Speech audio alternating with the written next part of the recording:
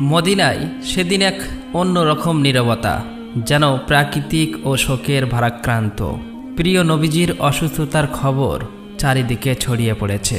হজরত ফাতেমা রাদিয়াল্লাহু তাআলা আনহা ছুটে চলেছে রাসূল সাল্লাল্লাহু আলাইহি ওয়াসাল্লামের বাড়ির দিকে।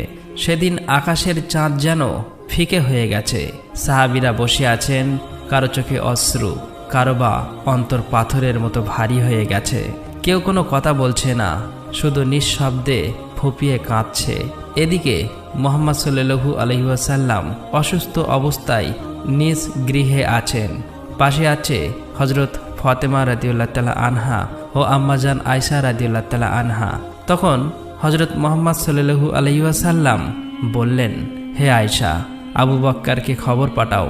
কিন্তু তিনি খবর দেওয়ার আগেই ঘরে প্রবেশ করলেন।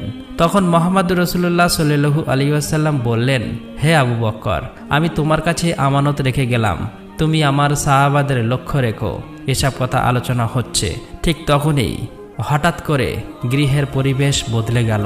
একটি অদ্ভুত নূর যেন গৃহের পাশে ছড়িয়ে পড়ল। আয়েশা রাদিয়াল্লাহু তাআলা আনহা বিস্মিত হয়ে চারিপাশে তাকালেন। গৃহের বাইরে এক সুন্দর সুদর্শন ব্যক্তি দাঁড়িয়ে আছে। হজরত মুহাম্মদ সাল্লাল্লাহু আলাইহি ওয়াসাল্লাম বললেন, দরজার বাইরে কে দাঁড়িয়ে আছে? হে ফাতেমা, দরজা খুলে দাও।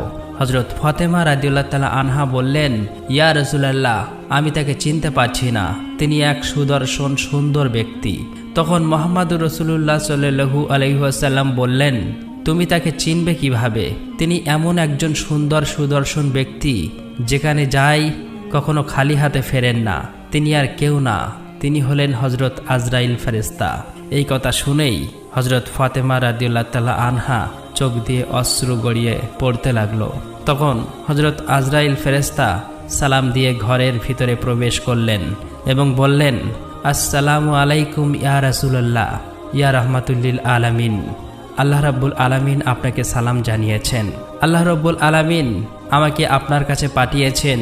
ইয়া রাসূলুল্লাহ, আপনি অনুমতি দিলে তবেই জান কবজ করব, আর নয়তো ফিরে যাব।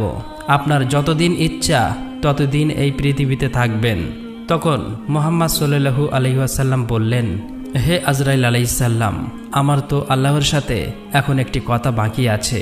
ইয়া রাসূলুল্লাহ, কি কথা বাকি আছে? তখন রাসূল সাল্লাল্লাহু আলাইহি ওয়াসাল্লাম বললেন, আমার ভাই জিবরাইল আলাইহিস সালাম কোথায়? আমি তার সাথে সাক্ষাৎ করতে চাই। তখন জিবরাইল আলাইহিস সালাম প্রথম আসমানে ছিলেন। এই কথা শোনা মাত্রই হযরত জিবরাইল আলাইহিস সালাম প্রথম আসমান থেকে অতি দ্রুত রাসূল সাল্লাল্লাহু আলাইহি ওয়াসাল্লামের গৃহে প্রবেশ করলেন।